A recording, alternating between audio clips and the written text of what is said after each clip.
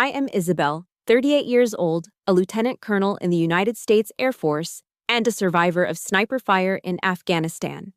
But my deadliest enemy doesn't hold a rifle. She is sitting across from me at the Thanksgiving table, wearing a string of pearls and smiling as I knock over a glass of wine. My right arm jerks uncontrollably, a permanent souvenir from saving my squad.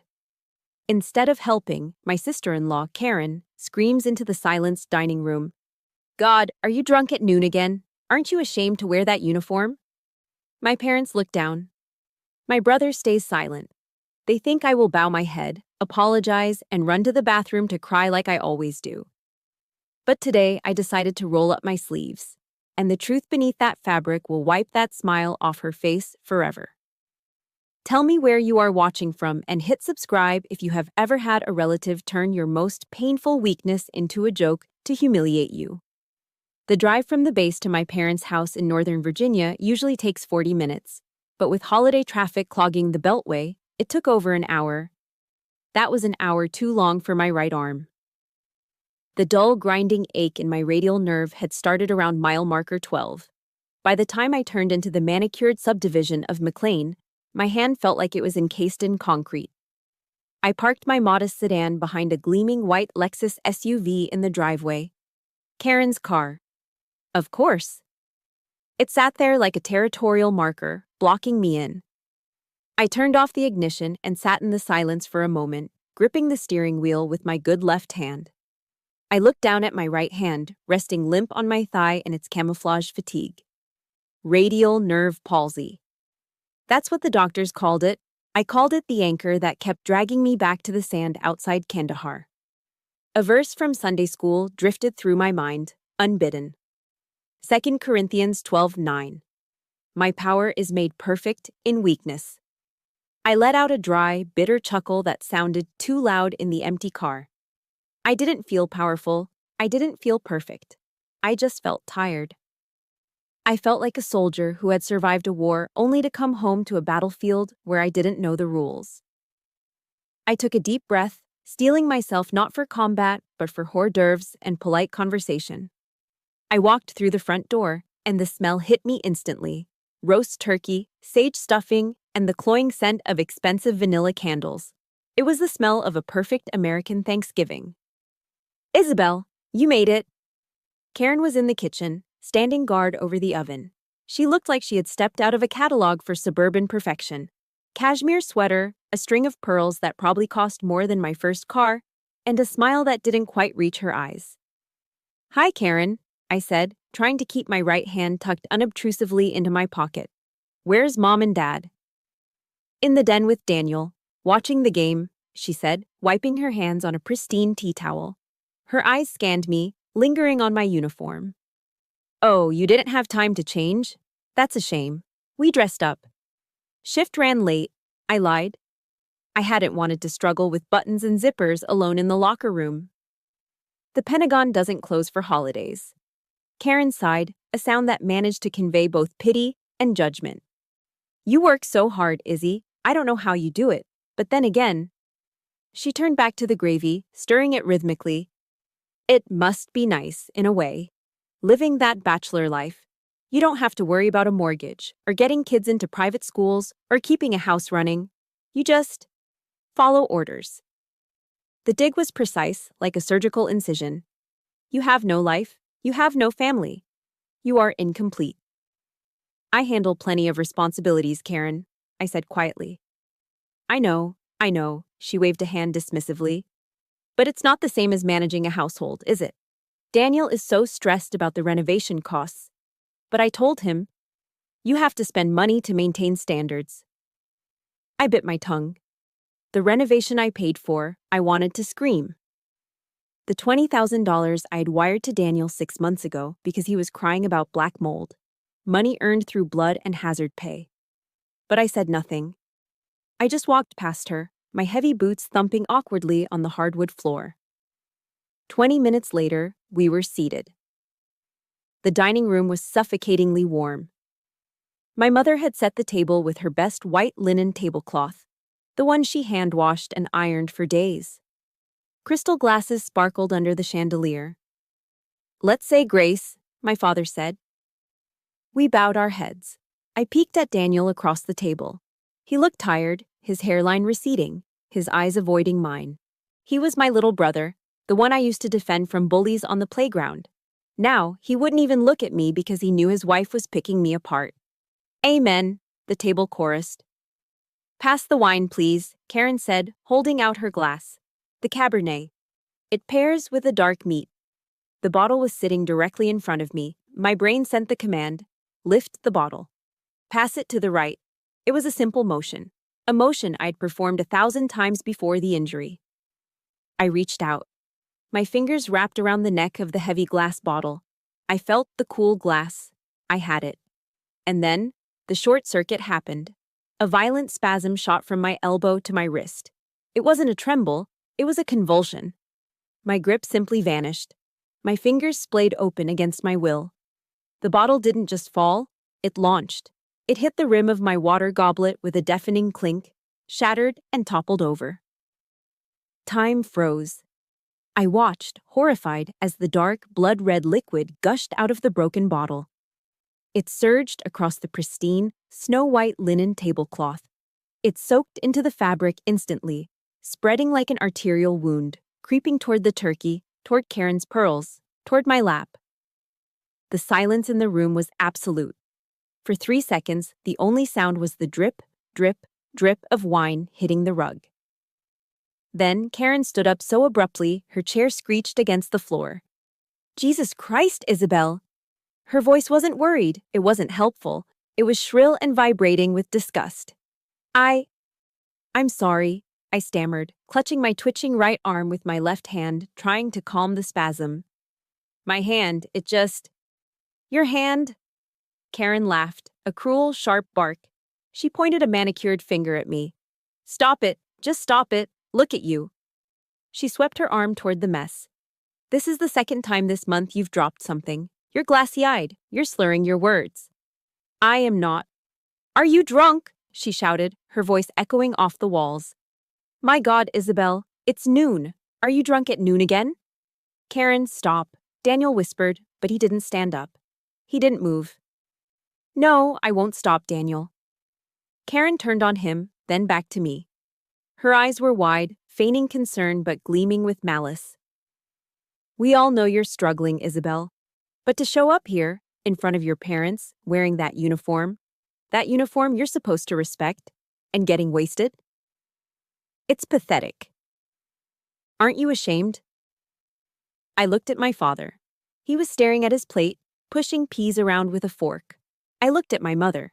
She was blotting the tablecloth with a napkin, looking like she wanted to cry because of the linen, not because her daughter was being gutted.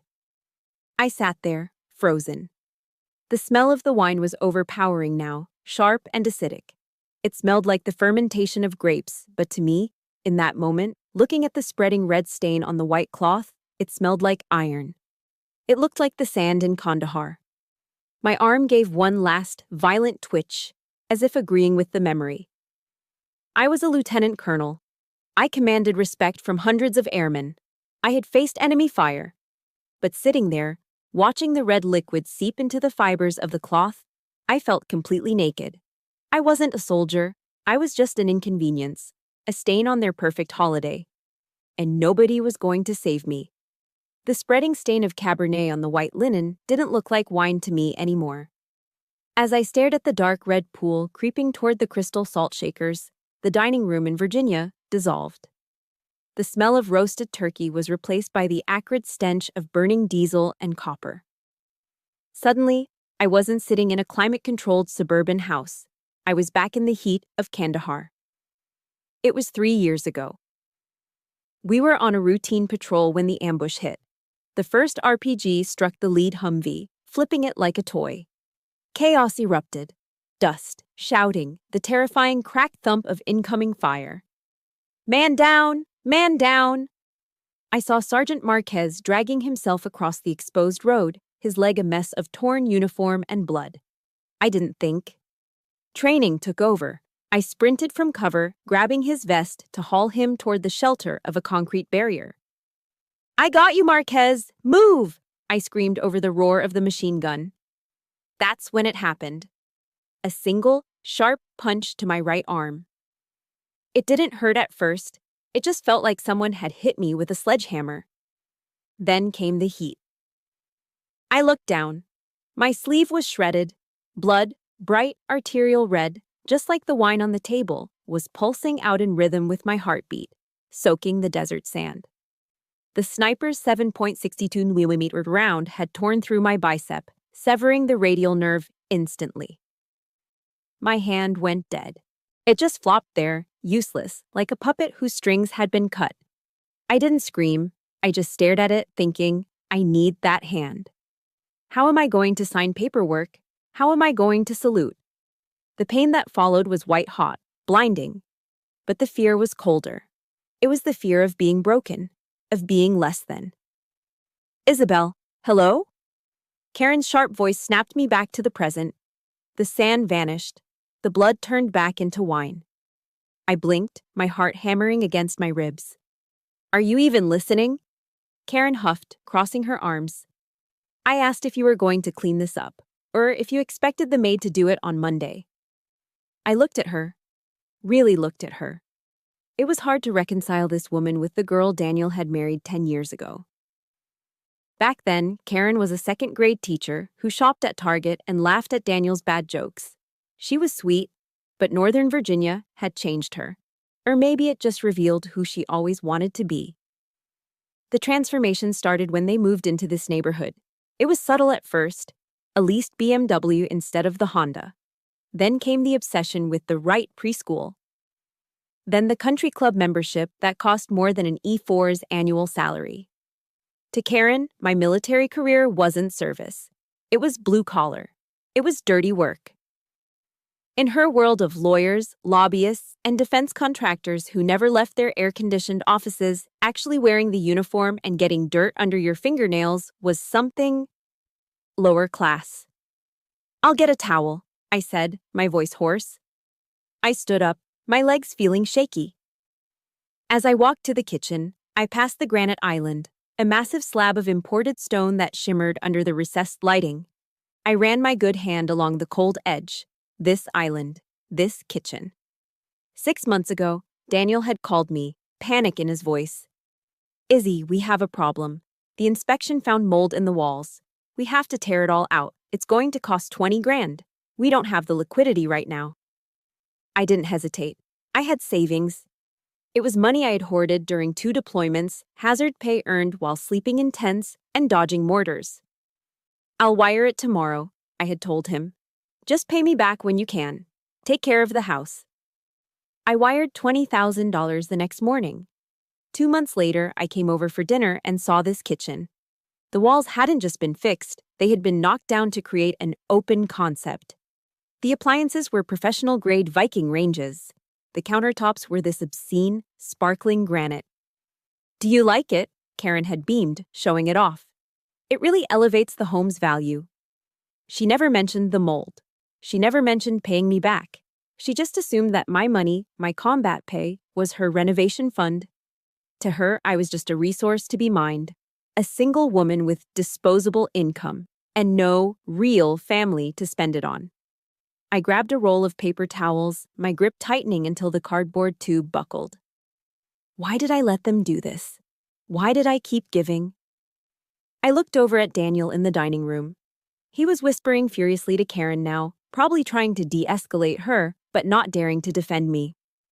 She's drunk, Daniel, I heard Karen hiss. Look at her eyes. She's unstable. I don't want her around the kids if she's going to be twitching and dropping things. She's not drunk, Karen. It's her nerve damage, Daniel murmured, his voice weak. Then she should get surgery, or therapy, or something. It's embarrassing. Daniel sighed. He looked defeated. I remembered a conversation we'd had last Christmas, out on the porch. I'm sorry she's so hard on you, Izzy, he had said, nursing a beer. She's just under a lot of pressure. The other moms at the club, they're vicious. If you don't have the right vacation photos, the right clothes, she feels like she's drowning. Just let her have her moments, okay? For me? For me. That was always the plea. Be the bigger person, Isabel. Take the hit, Isabel. You're strong, she's fragile. But I looked at my brother now, watching his wife berate his sister, and I realized he wasn't protecting peace. He was protecting his own comfort. He was an enabler. He would rather watch me bleed out emotionally than face the discomfort of standing up to his wife. I walked back into the dining room with the paper towels. I didn't look at Karen. I knelt down on the expensive Persian rug, another purchase that probably came from my bank account, and started blotting the wine. My right hand trembled violently as I pressed the paper into the carpet. It wasn't just the nerve damage this time, it was rage. It was the realization that while I was fighting for my life in a desert, Karen was fighting for social status in a suburb. And somehow, in this house, her battle was considered more important. Her stress over a dinner party was treated with more reverence than my physical trauma. "You're making it worse," Karen snapped, looking down at me. "You're rubbing it in. You have to dab." I stopped. I looked up at her from the floor. For the first time in years, I didn't see my sister-in-law. I saw an enemy combatant. Not one with a gun, but one with a weapon far more insidious: entitlement. She didn't hate me because I was drunk. She hated me because my existence, my scars, my uniform, my single life, challenged her perfect, shallow narrative. She hated me because she owed me, and people like Karen hate being indebted to someone they consider beneath them. If you have ever felt like the family ATM or the emotional punching bag for ungrateful relatives, please hit that like button. And tell me in the comments, have you ever sacrificed for someone who later treated your kindness as a weakness? Type yes if you know exactly how this feels. I stood up, leaving the sodden, red-stained paper towels on the floor. "I'm not drunk, Karen," I said, my voice low and steady, contrasting the shaking of my hand. "And I'm done cleaning up your messes." Karen blinked, surprised by the tone. "Excuse me?" "You heard me." I turned to Daniel. "We need to talk. About the $20,000. Now." The air in the room didn't just get heavy, it solidified. 05 a.m. The alarm on my iPhone blared, cutting through the silence of my Arlington apartment. I didn't hit snooze. Soldiers don't hit snooze. I rolled out of bed, my feet hitting the cold hardwood floor. My right arm felt heavy, like a dead weight attached to my shoulder. It was stiff in the mornings, the scar tissue tight and unforgiving. The shower was easy enough. Brushing my teeth with my left hand was a skill I had mastered 3 years ago. But the uniform. The uniform was always a battle. I stood in front of the full-length mirror, staring at my service dress coat. It hung there, crisp, blue, and adorned with ribbons that told the story of my career. But right now, all I cared about were the buttons. Button 1.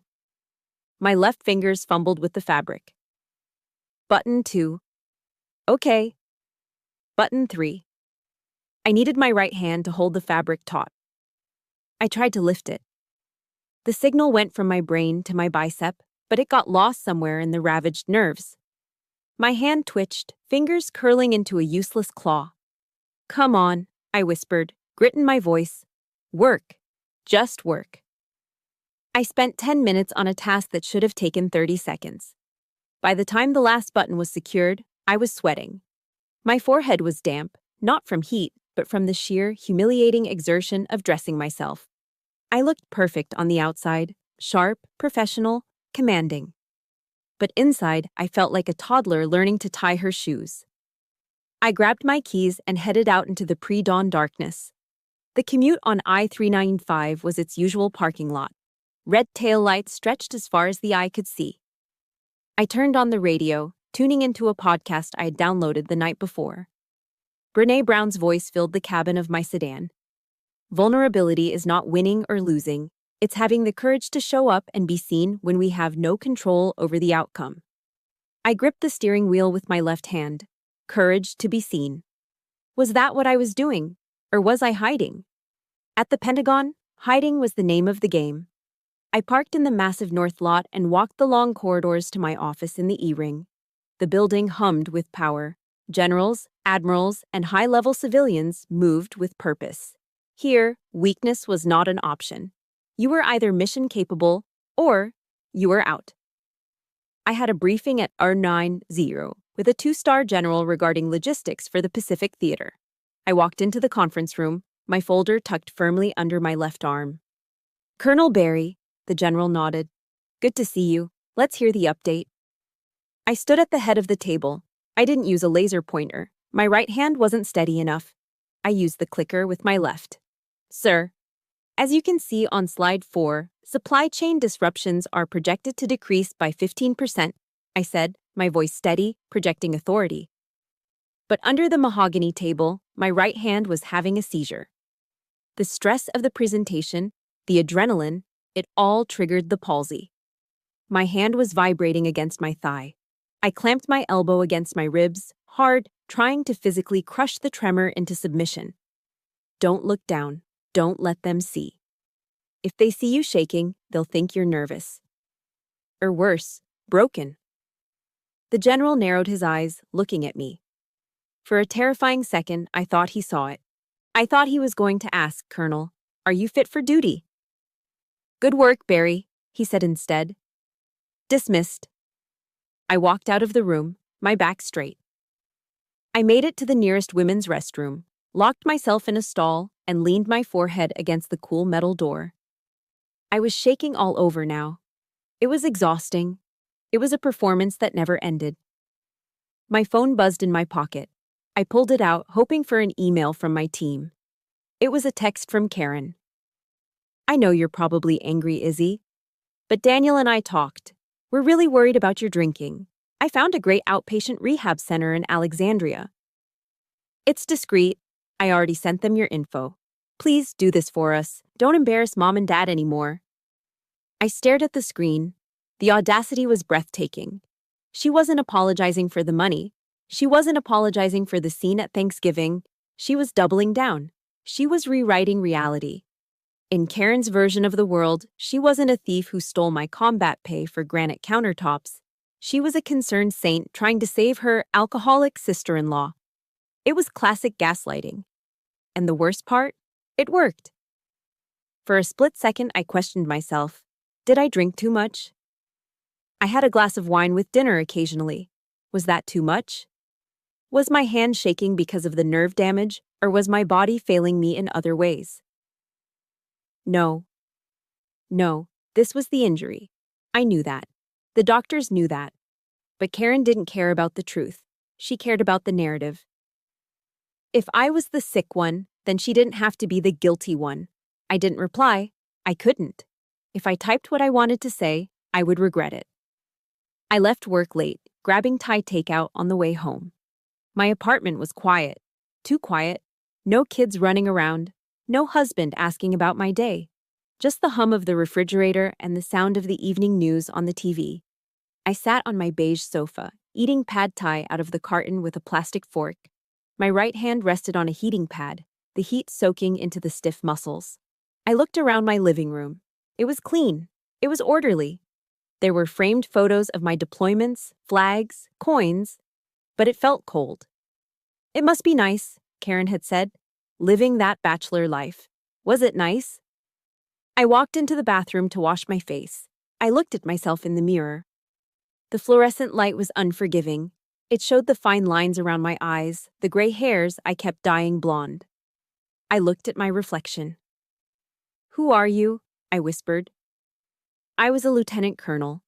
I was a donor to my brother's lifestyle. I was a disappointment to my sister-in-law.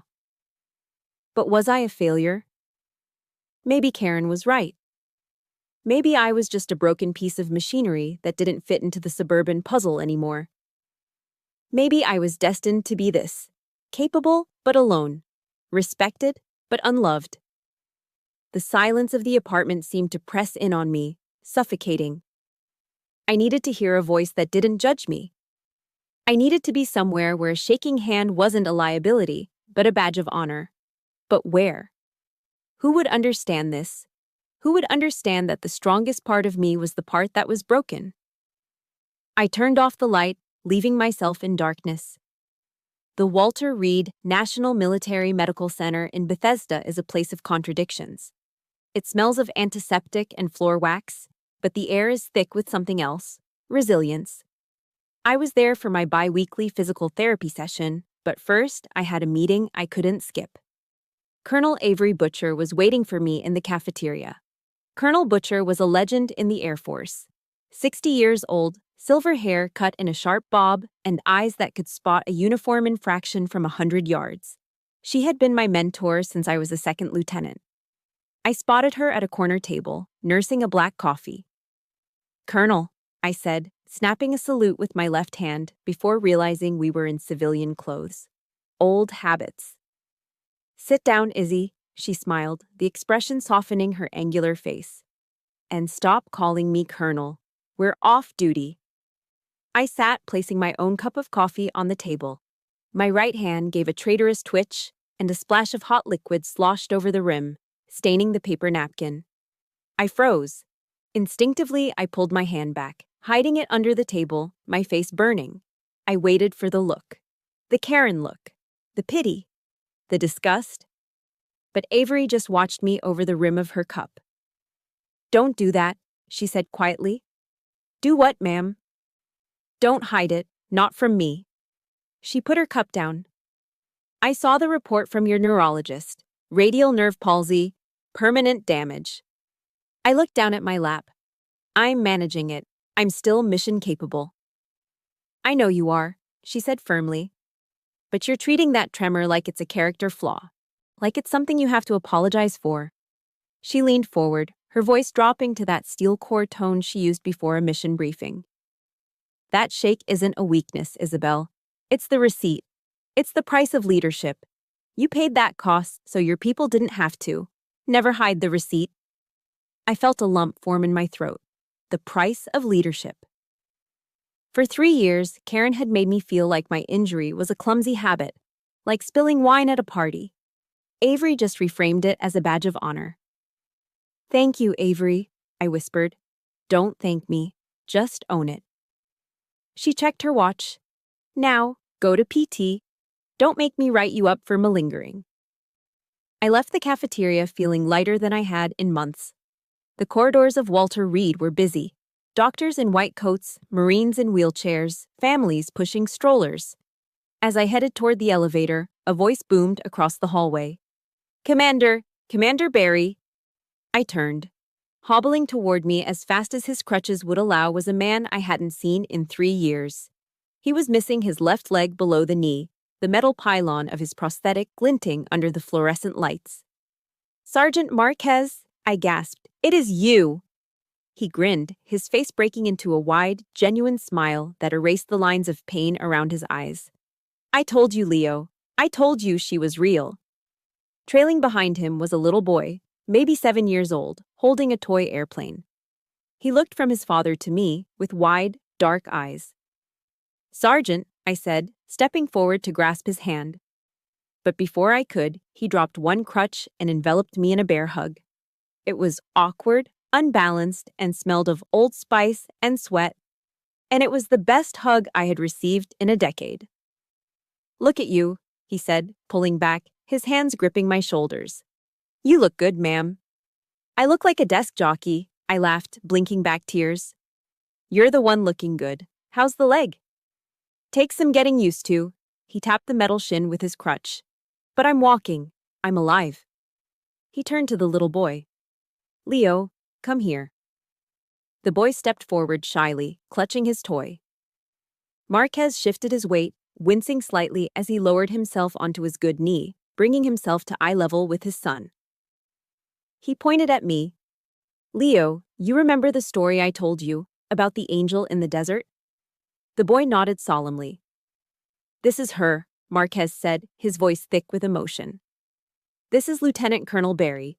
She's the reason Daddy came home."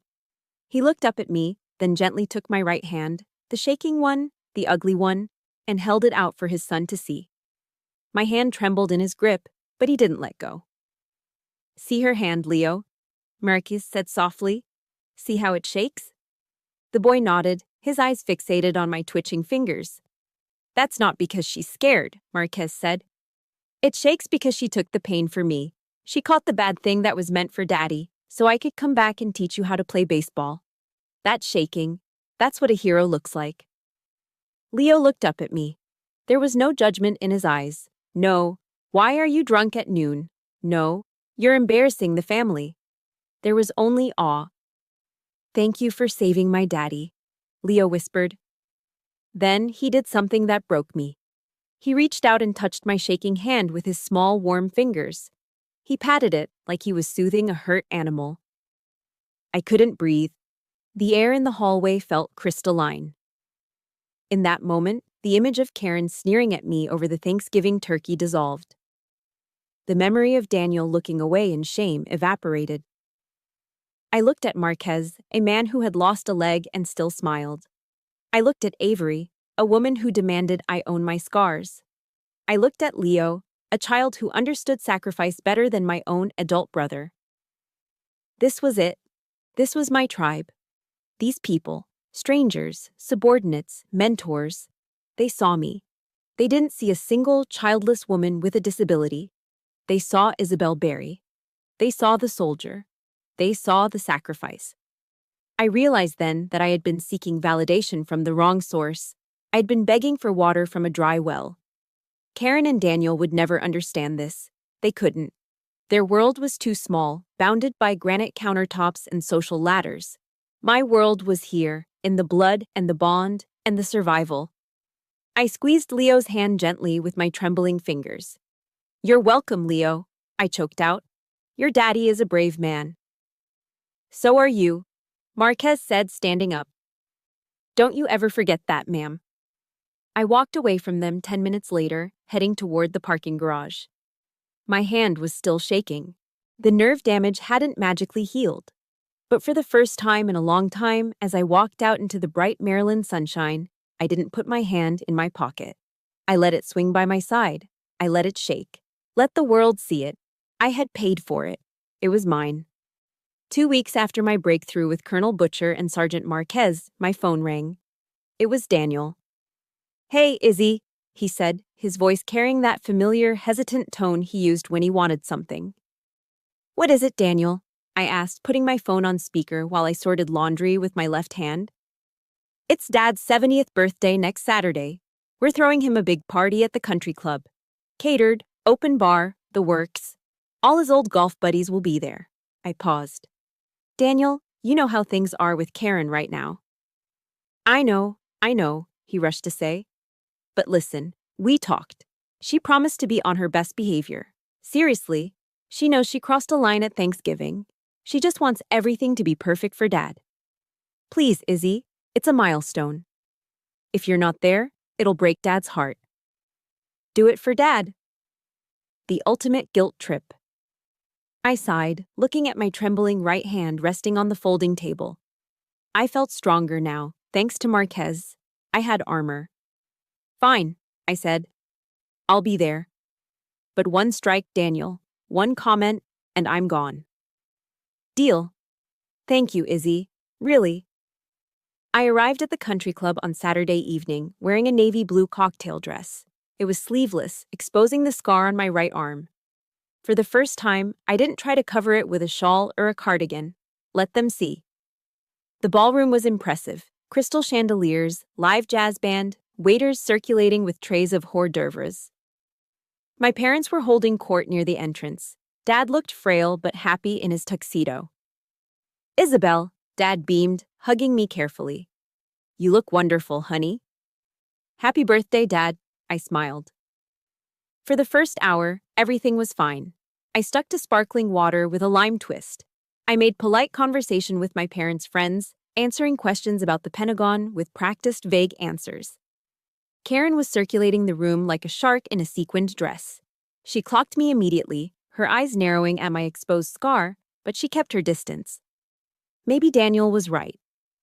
Maybe we could get through this. Then, the ambush happened. I was standing near the shrimp cocktail station when Karen approached. She wasn't alone. Walking beside her was a tall, bespectacled man in a sharp gray suit. Isabel, Karen called out, her voice pitched just a little too loud, ensuring the cluster of guests nearby would turn their heads. I'm so glad you could make it. You look stable. I stiffened. Hello, Karen. She turned to the man beside her. Isabel, I want you to meet Dr. Aris. He's a very dear friend from the club, and he runs the Serenity Ridge Center in Loudoun County. I knew that name. Serenity Ridge was a high-end addiction recovery facility, the kind where celebrities went to dry out. Dr. Aris, Karen continued, placing a hand on my left shoulder, the good one, in a gesture that felt less like affection and more like restraint. This is my sister-in-law, Isabel.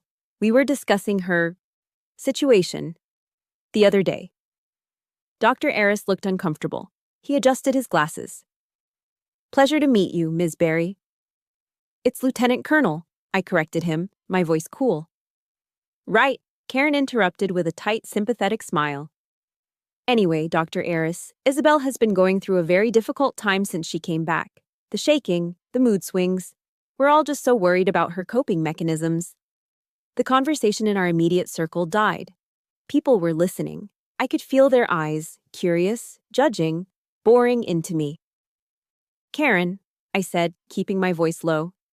This is not the place. Oh, stop being so defensive, Izzy, she sighed, playing the role of the long-suffering martyr perfectly. We're family. We just want you to get help. Dr. Aris said he has a bed opening up next week, and I told him. You told him what? I asked, my heart pounding. That we would cover the cost, she said, loud enough for my father's golf partner to hear.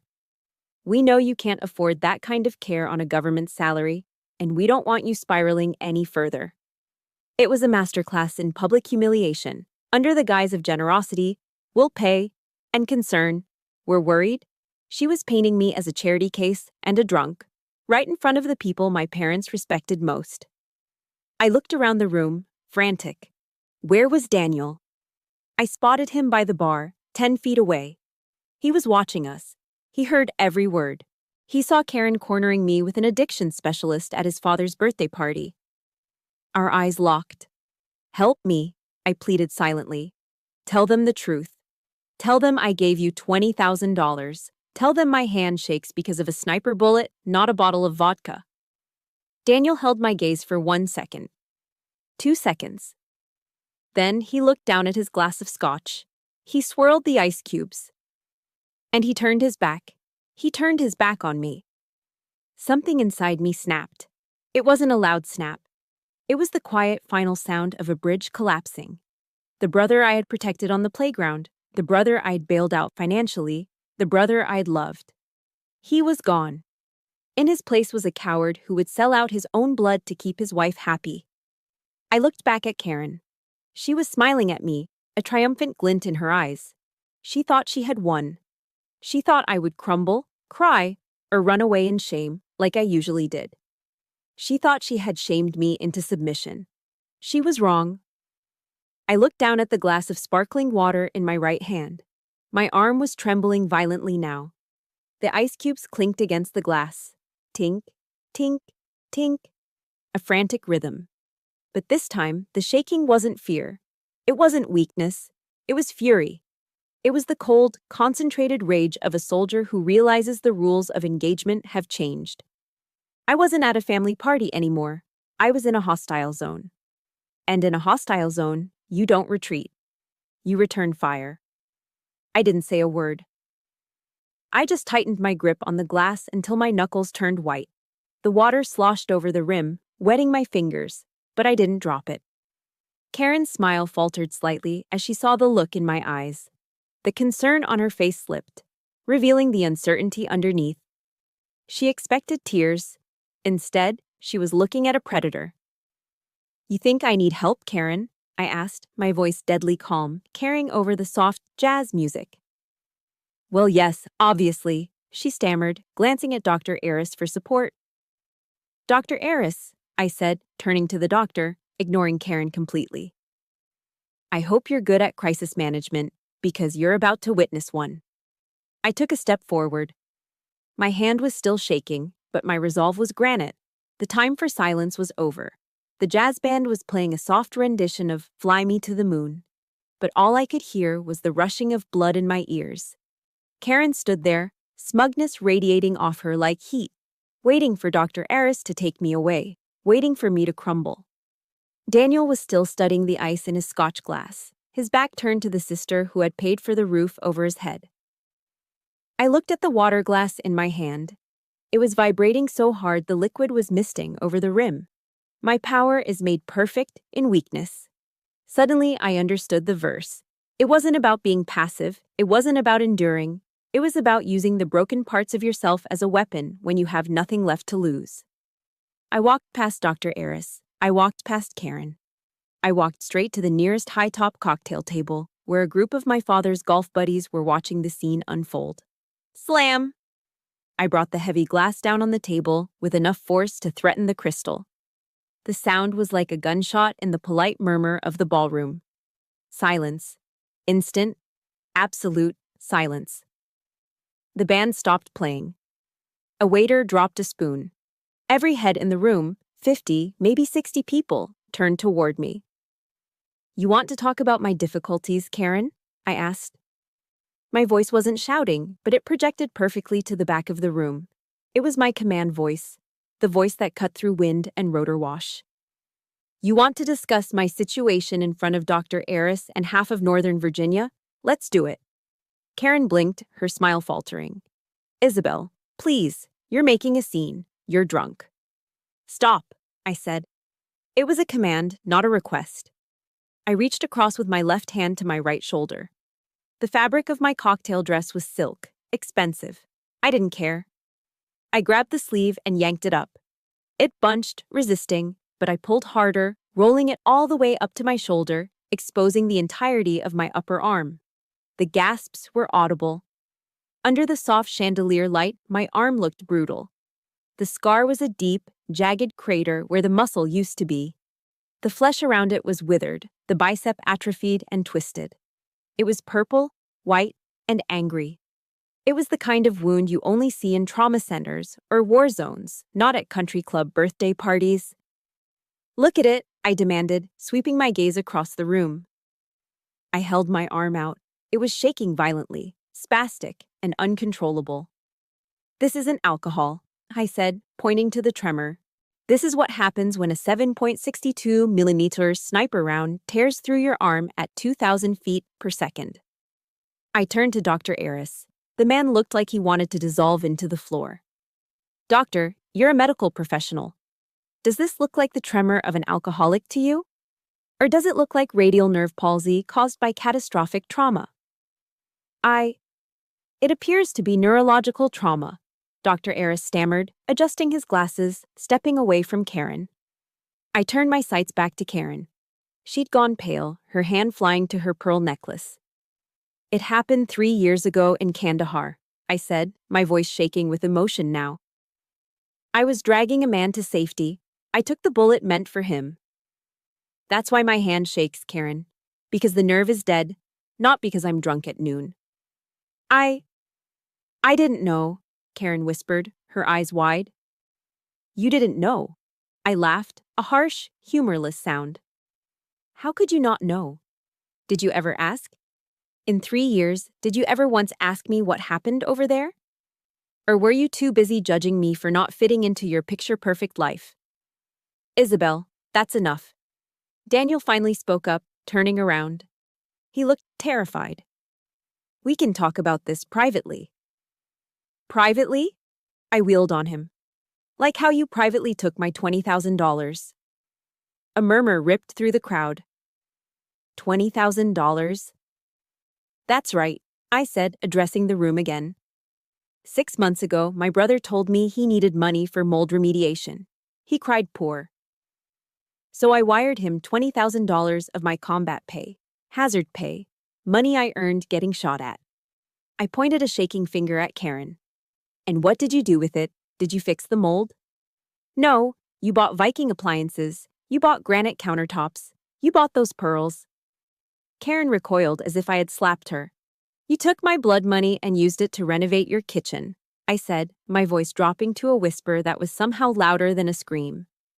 And then you had the audacity, the sheer, unadulterated gall, to stand here and tell everyone I'm a charity case who needs rehab. My father stepped forward, his face gray. Daniel, is this true? Daniel opened his mouth, but no sound came out. He looked at Karen. She looked at the floor. His silence was the only answer anyone needed. I am a lieutenant colonel in the United States Air Force, I said, pulling my sleeve down, covering the scar. I have led hundreds of airmen. I have saved lives. I have value. I looked Karen dead in the eye. I don't need your rehab, Karen. I don't need your pity, and I certainly don't need your family. I grabbed my purse from the table. Happy birthday, Dad, I said to my father, my voice softening for just a second. I'm sorry I ruined your party, but I couldn't let them ruin my life anymore. I turned and walked toward the double doors. The crowd parted for me like the Red Sea. Nobody said a word. Nobody tried to stop me. As I pushed through the doors into the cool night air, I felt my hand shaking. But for the first time in years, my heart was steady. If you've ever had to stand up for yourself against toxic family members who try to destroy your reputation, hit that like button right now. And in the comments, I want you to type, I am strong, if you believe that the truth is always worth fighting for, no matter how much it shakes you. I walked to my car, got in, and locked the doors. I didn't cry. I didn't scream. I just put the car in gear and drove away, leaving the country club and the lies behind me in the rearview mirror. The morning after the birthday party, I woke up to a digital siege. My phone, which I had silenced before driving home, had become a graveyard of missed calls and desperate notifications. 47 missed calls, 32 text messages. I sat up in bed, poured a cup of coffee with my shaking right hand, steadying it with my left, and began to scroll through the wreckage. Most were from Daniel. Izzy, pick up. You're being insane. You ruined Dad's 70th. Do you have any idea how embarrassed Karen is? You need to call and apologize. People are talking. You completely overreacted. Just pick up the phone. Then there were the messages from Mom. They were softer, but in a way, more insidious. Isabel, please come home. We can fix this. We're a family. Families fight, but we don't leave. Don't be like this, honey. Be the bigger person. Be the bigger person. The mantra of every family that wants to keep their dysfunction comfortable. Being the bigger person usually just means being the one willing to get flattened so everyone else can walk all over you. I put the phone down. I didn't feel guilty. I didn't feel the familiar urge to rush over there and smooth things over. For the first time in my life, I felt completely, utterly cold. It was a military kind of cold. The kind you feel when you're planning a strategic strike. I walked to my desk and opened my laptop. I didn't call. I didn't text. I opened a new email draft. In the military, we use a format called BLUF, bottom line up front. No fluff, no emotions. Just the mission objective. 2. Daniel Barry, Karen Barry, Robert Barry, Susan Barry. Subject. Terms of engagement. Family, last night was not an episode. It was a correction of the record. Effective immediately, I am ceasing all communication with Daniel and Karen. Do not call me, do not text me, do not show up at my apartment. I will only consider re-engaging if 2 conditions are met. 1. Karen will admit, in writing and to the guests present last night, that she fabricated the story about my alcoholism to mask her own insecurities. No excuses, no spin. 2. Daniel will present a payment plan for the $20,000 loan I provided for mold remediation, which was misappropriated for luxury renovations. If a plan is not received within 30 days, I will file a suit in small claims court. This is not a negotiation. Lieutenant Cole, Isabel Barry. I hit send. The silence that followed was deafening. For 2 days, my phone didn't ring. They were in shock. They were waiting for me to crack, to send a follow-up text saying, "Just kidding, love you guys." But I didn't crack. On the 3rd day, a delivery truck pulled up to my apartment complex. The driver handed me a massive arrangement of white lilies and hydrangeas.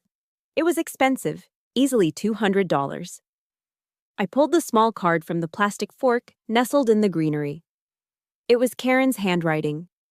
"Isabel, I'm so sorry if you felt attacked the other night.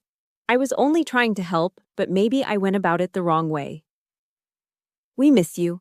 Let's put this behind us. Love, Karen." I stared at the word if. If you felt attacked, It was the classic non-apology, the coward's way out. She wasn't sorry for what she did. She was sorry I reacted. She wasn't taking responsibility for the lie. She was blaming my feelings. I looked at the flowers. They were beautiful. They smelled sweet. I walked to the kitchen, opened the trash can, and shoved the entire vase inside. The glass cracked. The water spilled over the garbage bag. The white lilies lay broken among the coffee grounds and takeout containers. "Not today, Satan," I muttered. That evening, my phone rang again. I checked the screen, ready to ignore it. But it wasn't Daniel. It wasn't Mom. It was Dad's cell number. I hesitated. Dad never called. Mom was the communicator. Dad was the silent figure in the background, the one who nodded and signed the checks. I swiped right. "Hello? Isabel?" His voice sounded older than I remembered. Thin, shaky. "Hi, Dad." There was a long pause on the other end. I could hear him breathing. "I got your email," he said. "Okay." I braced myself for the lecture. "How could you talk to your brother like that? You need to forgive." "I wanted to tell you." He cleared his throat. "I wanted to tell you that I saw your arm. Really saw it. Last night." "I know, Dad." "No, you don't know," he said, his voice cracking. "I mean, I looked at it, and I realized that while you were over there getting torn apart, I was here playing golf. And while you were here getting torn apart by your sister-in-law, I was still playing golf." I gripped the phone tighter. My eyes started to sting. "I'm sorry, Izzy," he whispered. "I'm sorry I was a coward. I let them treat you like a spare part because it was easier than confronting Karen. But seeing that scar and hearing about the money..." He took a deep breath. "I'm proud of you, not just for the uniform, but for walking out. That took guts, more guts than I've ever had." A tear slipped down my cheek. It wasn't a tear of sadness. It was a tear of relief, validation. Finally. "Thank you, Dad," I choked out. "Don't let them back in, Izzy," he said, his voice firming up. "Not until they fix it. Stick to your guns. You're the only one in this family with a spine right now." "I will, Dad." "Good." "And Izzy, if Daniel doesn't pay you, I will.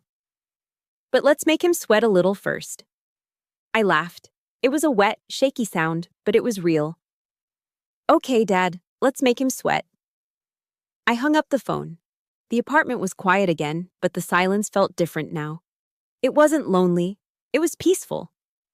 I had drawn a line in the sand. I had fired a warning shot. And to my surprise, the one person I thought I had lost was standing right there beside me. I looked at my right hand. It was resting on the counter. It was still trembling, a subtle rhythmic shake. But I didn't try to hide it. I didn't try to stop it. I was ready for the next battle. And this time, I wasn't fighting alone. The hangar at Joint Base Andrews was immense, smelling of jet fuel and polished concrete. An American flag the size of a tennis court hung from the rafters. It was promotion day. I stood at the side of the stage, smoothing the front of my service dress uniform with my left hand. My right hand, gloved in white as per protocol, trembled slightly at my side. But today, I didn't try to stop it. In the front row, sitting in the reserved VIP section, was my family. Dad was there, looking dapper in his best suit, clutching a program like it was a holy text. Mom sat beside him, nervously twisting a handkerchief. And then there were Daniel and Karen. They had to come. In the tight-knit social circles of Northern Virginia, skipping your sister-in-law's promotion to full-bird colonel would have been social suicide. Rumors would spread. Why weren't they there? Is there a rift? Karen couldn't handle that kind of scrutiny. So she sat there, rigid in a Chanel suit that cost more than my first car, forcing a smile that looked like it was painted on glass. Daniel sat next to her, looking like a man awaiting a sentencing hearing. "Attention to orders," the adjutant barked into the microphone. The room snapped to attention. 300 airmen, officers, and civilians rose as one. The sound of hundreds of boots hitting the floor simultaneously echoed like a thunderclap. I marched to the center of the stage. Major General Avery Butcher stood waiting for me. She looked magnificent, her stars gleaming under the hangar lights. The President of the United States has reposed special trust and confidence in the patriotism, valor, fidelity, and abilities of Lieutenant Colonel Isabel Berry. The narrator read. Avery stepped forward. She didn't just pin the eagles on my shoulders. She stopped the ceremony. She waved her hand, signaling the narrator to pause. This wasn't scripted. She walked to the podium and lowered the microphone. Before we proceed, Avery said, her voice resonating through the silent hangar, I want to speak about the officer standing before you. She turned and pointed at me. I have heard whispers, Avery continued, her eyes scanning the front row, lingering deliberately on Karen. Whispers about Colonel Berry's injury. Whispers that perhaps she is damaged, that her shaking hand makes her weak. The silence in the room was absolute. You could hear the hum of the ventilation system. Let me tell you about that hand, Avery said, her voice dropping to a fierce, quiet intensity. 3 years ago, in a dusty alley in Kandahar, that hand didn't shake. That hand reached into a burning Humvee. That hand grabbed a wounded NCO and dragged him 50 yards under heavy sniper fire. That hand took a 7.62mm round that severed the radial nerve and still refused to let go of her brother in arms. She paused, letting the words sink in. That tremor you see? That is not weakness. That is the receipt of courage. That is the physical manifestation of the oath we all take. I will not leave a fallen comrade. Colonel Berry's hand shakes so that others can stand steady. Tears pricked my eyes. I stared straight ahead, keeping my bearing, but my heart was swelling so big I thought it would burst my ribcage. Sergeant Marquez? Avery called out. From the side of the stage, Marquez hobbled out on his crutches. He wasn't in uniform. He had been medically retired, but he wore a suit, and on his lapel was the Purple Heart pin. He stopped in front of me. He didn't salute with his hand. He simply looked at me and nodded. Ma'am, he said, his voice carrying without a microphone. Thank you. Then, the applause started. It began with Marquez. Then Dad stood up, clapping so hard I thought he'd hurt his hands. Then the generals. Then, the airmen. Within seconds, the entire hangar was on its feet. A standing ovation. It wasn't polite clapping. It was a roar. It was a wave of respect and affection that washed over the stage, drowning out the years of insecurity and shame. I looked down at the front row. Dad was crying openly. Mom was clapping, looking at me as if she was seeing me for the first time. And then there was Karen. She was the only person sitting down. She looked small. Surrounded by heroes, surrounded by people who valued sacrifice over status, her expensive suit and her meticulously highlighted hair looked ridiculous. She looked like a costume jewelry bauble in a vault of diamonds. She wasn't looking at me. She was looking at her lap, her face burning a deep, humiliated crimson. She realized finally that in the real world, the world of life and death, of honor and duty, her judgments meant absolutely nothing. Her country club membership held no currency here. She was invisible. Beside her, Daniel stood up. He looked down at his wife, huddled in her seat. Then, he looked up at me. For the first time in years, I saw clarity in his eyes. He saw the contrast. He saw the sister who had saved lives and the wife who destroyed reputations. He saw the substance versus the shadow. He started to clap. Slowly at first, then harder. He clapped until his hands were red. He looked at me, and he mouthed the words. I'm sorry.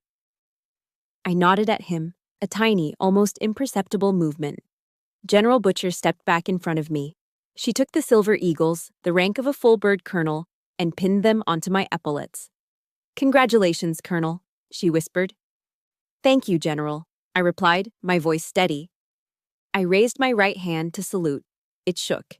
It trembled violently as I brought it to my brow. But nobody looked away. Nobody sneered. 300 people saluted back, honoring the tremor just as much as the rank. I held the salute for a long moment, looking out over the sea of blue uniforms. I had won. Not by fighting Karen on her level, but by rising to mine. The truth had exploded, and in its light, the darkness of my family's dysfunction had nowhere left to hide. 8 months had passed since the promotion ceremony. The seasons had turned, the humid Virginia summer giving way to a crisp, golden autumn that painted the trees in shades of burnt orange and crimson.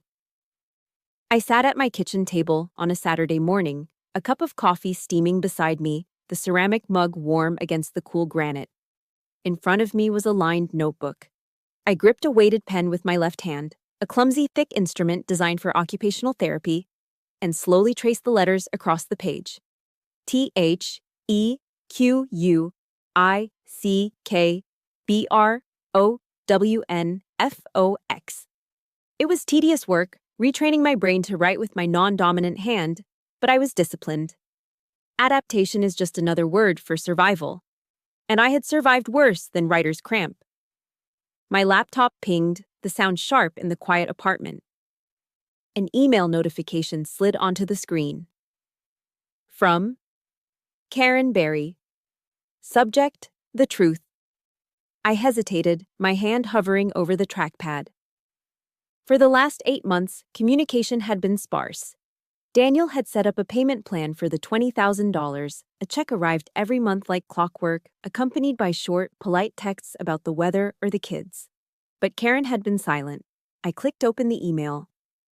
Isabel, I'm writing this because Dr. Evans suggested I put my thoughts into words before asking to see you. I've been in therapy twice a week for the last 6 months. Daniel moved into the guest room after your promotion. He told me he couldn't look at me the same way. He said if I didn't fix myself, he was filing for a trial separation. That woke me up. I'm not writing to make excuses. I'm writing to tell you why I hated you. It wasn't because you were drunk. It was because you mattered. You had a purpose. You saved lives. I have a big house and expensive clothes, but when I look in the mirror, I don't see anything real. I was jealous, ugly, deeply jealous. I tried to tear you down to make myself feel taller. I know I don't deserve your time, but if you're willing, I'd like to buy you a coffee, just to say this to your face. I read it twice. It didn't have the defensive tone of her previous messages. No, if you felt hurt, just a raw admission of envy. I typed a reply with my left hand. Tuesday, 10:17 a.m. The Grind in Old Town. The Grind was a neutral zone. It wasn't the country club, and it wasn't the base. It was just a coffee shop filled with tourists and locals, smelling of roasted beans and cinnamon. I arrived 5 minutes early. Karen was already there. She looked diminished. In a good way. The armor was gone. She wasn't wearing her signature pearls or the heavy contouring makeup that used to mask her expressions. She wore a simple beige sweater and jeans, her hair pulled back in a ponytail. She looked younger, but tired, with fine lines around her eyes that she hadn't bothered to hide. When I walked in, she stood up instinctively. She made a small motion, like she wanted to hug me, then caught herself. She saw the wariness in my eyes, the reflex of a soldier assessing a threat, and stopped. Isabel, she said, her voice quiet, barely audible over the hiss of the espresso machine. Karen, I nodded. I didn't offer a hug. I pulled out a chair and sat down. She sat opposite me, her hands wrapped around a mug of herbal tea as if seeking warmth. I noticed she wasn't wearing her massive diamond wedding ring, just a simple gold band. Thank you for coming, she started, looking down at her tea. I didn't think you would. I was curious, I said honestly. Your email was different. It was the truth, she whispered. She looked up, and her eyes were rimmed with red. That day at the ceremony, watching everyone stand up for you, watching Daniel look at you with such pride, it broke me, Izzy. It broke the delusion I was living in. Tears spilled over her lashes. They weren't the pretty, manipulative tears she used to shed to get Daniel to buy her things or get her way with my parents. These were ugly, messy tears of shame. I realized I'm a small person, she choked out, wiping her cheek with the back of her hand. I have all this stuff, but I'm empty. And instead of trying to fill myself up with something good, I tried to empty you out. I tried to make your injury, your sacrifice, into something dirty so I wouldn't have to feel inferior. I watched her cry. A year ago, this sight would have given me a savage sense of satisfaction, vindication. But now, sitting here as a colonel, As a woman who had found her tribe with Avery and Marquez, I didn't feel triumph. I just felt a distant, weary pity. She was right. She was small. And I had been letting a small person cast a very long shadow over my life. I reached into my purse and pulled out a tissue packet. I slid it across the wooden table. "Wipe your face, Karen." She took it, dabbing at her eyes, sniffing. "I'm so sorry. About the money, about the rumors, about everything." I took a sip of my black coffee. The caffeine was sharp and grounding.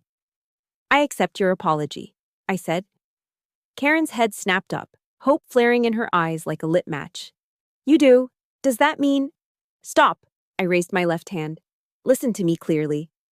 I leaned forward, locking eyes with her. "I accept your apology because I don't want to carry the weight of hating you anymore. It's heavy, and I have enough to carry with this arm." I pointed to my right arm, resting on the table. "But acceptance is not restoration," I continued, my voice steady and firm. "Trust is like a mirror, Karen. You didn't just scratch it, you took a hammer to it, you shattered it." Karen flinched, looking down at the table. "We can glue the pieces back together," I said. "We can be civil. I will come to Thanksgiving. I will be an aunt to your children. I will be a sister to Daniel. But the cracks in the mirror will always be there. Every time I look at you, I will see the cracks. I will remember that you were willing to destroy my career to save your ego." "I understand," she whispered. "We are not friends," I said. "We are family. And sometimes that's the best we can do. That is my boundary. Do you accept it?" Karen nodded slowly. She looked sad, but resigned. "I accept it. I'll earn back whatever scraps of trust I can. I promise." "Good." I finished my coffee and stood up. I didn't offer to pay for her tea. I didn't say, "I love you." "I have to get back to the base," I said. "I'll see you at Christmas. Tell Daniel I received the check." "I will," she said. I walked out of the coffee shop into the autumn sunshine. The air was cool and crisp, filling my lungs. I felt lighter. Not happy, exactly, but clear. The war with my family was over. There was no treaty of eternal friendship, no magical erasing of the past. Just a ceasefire. A realistic, enforceable armistice. I looked at my reflection in the shop window as I passed. My uniform was sharp, my posture was straight, and my right hand, hanging by my side, was trembling just a little. I didn't mind the cracks in the mirror. They let the light in. 30 years is a long time. It is long enough for a sapling to become an oak tree. It is long enough for a jagged scar to fade from an angry purple to a soft, silvery white. And it is certainly long enough for a trembling hand to stop being a source of shame and start being a source of history. I stood in front of the full-length mirror in the master bedroom of my house in Alexandria. I was 68 years old now. The blonde bob was gone, replaced by a short, practical cut of steel gray. My face had lines it didn't have before, crow's feet from squinting into the sun on flight lines, brackets around my mouth from barking orders, and, eventually, from laughing. I buttoned the jacket of my service dress uniform. It took me a moment. My right hand still shook. The tremor hadn't gone away. If anything, age had joined forces with the nerve damage to make the rhythm a little more pronounced. But I didn't curse it. I didn't sigh in frustration like I used to in that small apartment in Arlington. I just waited for the tremor to sync with my breathing, and I slipped the button through the hole. I stepped back to look at the reflection. On my shoulders, the insignia caught the morning light. 4 stars. General Isabel Berry. I smiled at the old woman in the glass. "We did good, Izzy," I whispered. "We did good." The retirement ceremony was held on the parade field at Joint Base Anacostia Bowling. It was a perfect Virginia autumn day, the sky a piercing, patriotic blue. The wind whipped the flags, snapping Old Glory back and forth with a sound like applause. I sat on the dais, listening to the Secretary of the Air Force list my deployments, my commands, the policies I had changed to help wounded warriors stay in service. It sounded impressive, but my eyes were fixed on the front row. My parents were gone now, resting side by side in Arlington National Cemetery. But the seats weren't empty. Daniel was there. He was bald now, heavier, moving a little slower due to arthritis. But he sat tall. Beside him was Karen. Karen. The woman who had once been the villain of my story had become something else entirely. Time is a brutal sculptor. It chips away the vanity. After our ceasefire 30 years ago, life had humbled her. Daniel's threat of separation had been real, and she had done the work. For the last 20 years, she had volunteered 3 days a week at the VA hospital, reading to blinded veterans and helping amputees learn to navigate their new kitchens. She wasn't wearing Chanel today. She was wearing a sensible wool coat and comfortable shoes. When our eyes met across the grass, she didn't look away. She smiled, a soft, genuine smile that reached her eyes. It was a smile of peace. The mirror we had glued back together still had cracks, yes. But over 3 decades, we had grown vines and flowers over those cracks. We had made it beautiful in a broken kind of way. After the ceremony, during the reception, I felt a tug on my pant leg. I looked down. It was Jack, Daniel's youngest grandson. He was 8 years old, missing a front tooth, and holding my service cap in his hands. "Grandma Izzy?" he asked. Even though I was his great-aunt, I had earned the title. "Hey there, Ace," I said. My knees popped audibly as I knelt down to be eye level with him. The grass was cool under my dress shoes. "Can I wear it?" he asked, holding up the hat with the silver lightning clouds on the bill. "You have to earn it," I teased, but I took the hat and placed it gently on his head. It was massive, sliding down over his ears and covering his eyes. He giggled, pushing it back up. Then he stopped laughing and looked at my hand. It was resting on his small shoulder, vibrating with its constant familiar rhythm. "Grandma," he whispered, looking concerned. "Does your hand shake when you have to shoot the bad guys?" I saw Daniel and Karen freeze nearby, listening. 30 years ago, a comment like that would have started a war. Today, it was just a question from a child. I took Jack's small hand in my trembling one. "It does, Jack," I said softly. "It shakes all the time." "Is it hard?" he asked. "Is it hard to be a soldier if you shake?" I looked at him, then I looked up at the American flag flying over the Potomac River. "Shooting is the easy part, Jack," I told him, smoothing his hair. "The hard part isn't hitting a target. The hard part is standing your ground when everything inside you wants to run away. The hard part is doing the right thing when the people you love tell you it's wrong." I squeezed his shoulder. "This hand shakes because it got hurt saving a friend. It shakes to remind me that I didn't run away. So, no, it's not hard to be a soldier if you shake. It just means you have to be a little bit braver than the people who hold still." Jack nodded, his eyes wide with understanding. "I want to be brave like you." "You will be," I promised. As the sun began to dip toward the horizon, painting the sky in streaks of violet and burnt orange, I made my exit. I didn't want a long goodbye. I walked to the parking lot where my retirement gift to myself was waiting. It was a 1967 Mustang convertible, cherry red, restored to perfection. It was the kind of car a younger Isabel would have thought was impractical. General Isabel thought it was essential. I threw my bag in the passenger seat and dropped the top. I climbed in, the smell of old leather and gasoline filling my senses. It was the smell of freedom. I fired up the engine. The V8 roared to life, a deep, throaty rumble that vibrated through the chassis. I pulled out of the base, merging onto the highway that would take me west, toward the Blue Ridge Parkway. I wanted to drive into the mountains. I wanted to see the sunset from the peaks. The wind tore at my gray hair. The radio was playing an old classic rock song. I felt the vibration of the steering wheel under my palms. I looked down at my right hand. It was gripping the wheel at the 2 o'clock position. It was trembling, just as it always did. Just as it had at that Thanksgiving table. Just as it had in the desert. Just as it had when I signed the orders that sent men and women into harm's way. It was gnarly. It was scarred. It was imperfect. And it was mine. "Thank you," I whispered to the hand, my voice lost in the wind. "You were the heaviest thing I ever carried. But because of you, I learned how to really live." I shifted gears, pressed the accelerator, and drove straight into the golden fire of the American sunset. finally, completely whole. We often grow up believing that keeping the peace means keeping quiet. We think that if we just swallow the insults and hide our scars, eventually, we will be loved. But my journey taught me a different truth. You cannot build a healthy life on a foundation of disrespect. Setting boundaries is not an act of hate, it is the highest form of self-love. Your shaking hand, whatever your perceived weakness may be, is not something to hide. It is the proof that you survived. Don't wait for someone else to validate your pain.